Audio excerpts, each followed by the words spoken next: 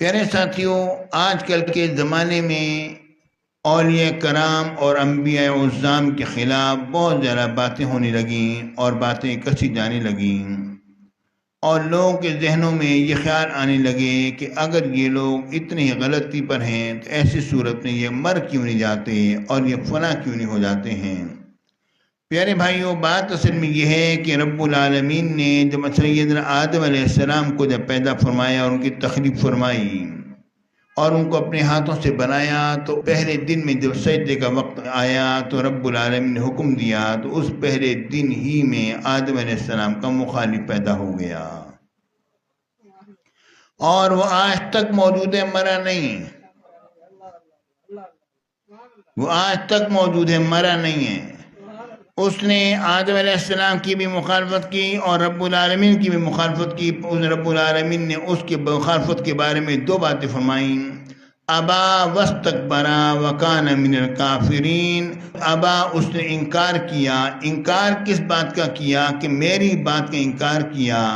واستکبر، اس نے تکبر کیا۔ تکبر میرے آدم پر اس نے کیا، میرا بھی مخالف، میرے آدم کا بھی مخالف۔ ابا واستکبر وکان من الکافرین، اور وہ کافروں میں سے ہو گیا۔ اب غور کیجئے، یعنی ایک ہی عبارت میں، ایک ہی آیت کریمہ کے اس جز میں رب العالمین نے دو باتیں فرمائی ہیں کہ شیطان میرا بھی مخالف ہے اور میرے پیارے آدم علیہ السلام کا بھی مخالف ہے۔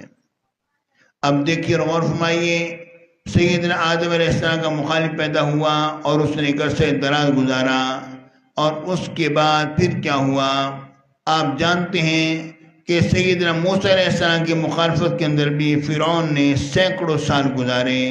موسیٰ علیہ السلام کی پیدائش سے پہلے سے وہی وہ آپ کا مخالف تھا، کہ جب نجومیوں نے کہا تھا کہ وہ ایک ہستی آنے والی ہے جو تیرے تخت کو بے تخت بنا دے گی، اس نے لڑکوں کو قتل کرنا اور بچیوں کو زندہ رکھنا شروع کیا۔ یعنی پیدائش سے پہلے ہی سے اس کی مخالفت شروع تھی، اور اس کے بعد بھی اس نے سینکڑوں سال موسیٰ علیہ السلام کے ساتھ گزارے، اور ایک عرصہ دراز کے بعد جا کر وہ غرق ہوا۔ یہ نہیں ہے کہ رب العالمین نے اس کو پہلے دن ہی سے غرق کر دیا ہو، اس طرح نہیں کیا۔ نمرود نے سیدنا ابراہیم علیہ السلام کی مخالفت کی، اور اس نے سینکڑوں سال ابراہیم علیہ السلام کی مخالفت میں گزارے۔ اور اس زمانے میں عمریں بڑی لمبی لمبی ہوا کرتی تھیں۔ آج نوح علیہ السلام کی عمر کے متعلق آتا ہے قرآن مجید میں کہ 950 برس آپ کی عمر ہوئی۔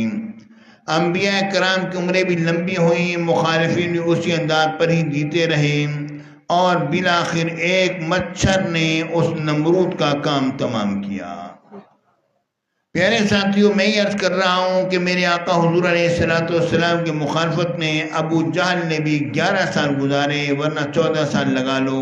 یہ سال اس نے میرے آقا کی مخالفت میں گزارے اور مخالفت کرتا رہا، اور بالآخر ہجرت کے بعد وہ میدان بدر میں وہ قتل کیا گیا اور وہ کافر کردار کو پہنچا۔ یعنی یہ مخالف ہیں۔ ہماری ذہن میں جو یہ سوچ ہے، جو اولیاء کرام کی گستاخ ہیں، وہ پھر کیسے رہے ہیں؟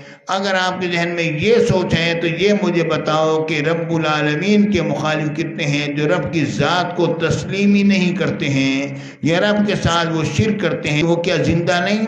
کیا ان کی ٹانگیں ٹوٹ گئیں؟ کیا وہ مر گئے؟ کیا وہ سارے فنا ہو گئے؟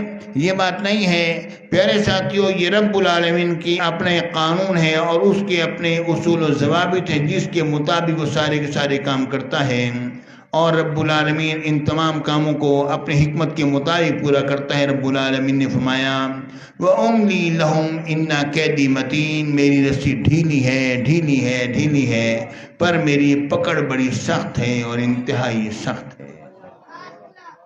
تو آپ یہ بات ذہن میں رکھیے کہ یہ میلاد النبی شریف کی مخالفت میں بھی ہوتے رہیں گے اور سلسلہ ہوتا رہے گا۔ حضور غوث اعظم کی شان اقدس نے گستاخی کی انتہا کر دی۔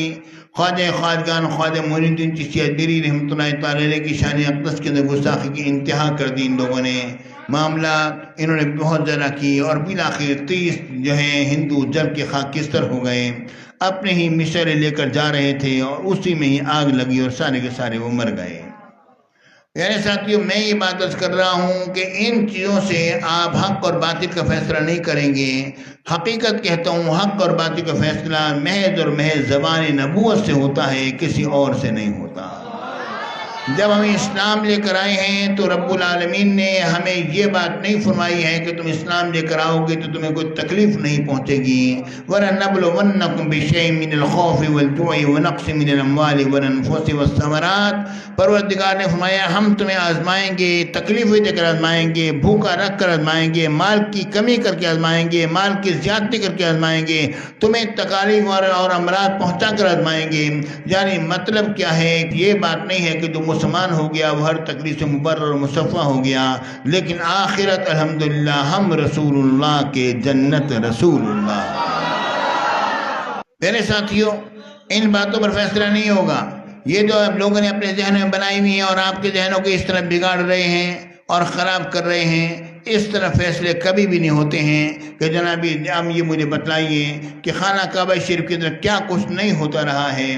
خانہ کعبہ شریف اور مکہ مکرمہ تو ایک ایسی مقدس زمین جس کی عظمتوں کو کوئی کیا پہنچے گا۔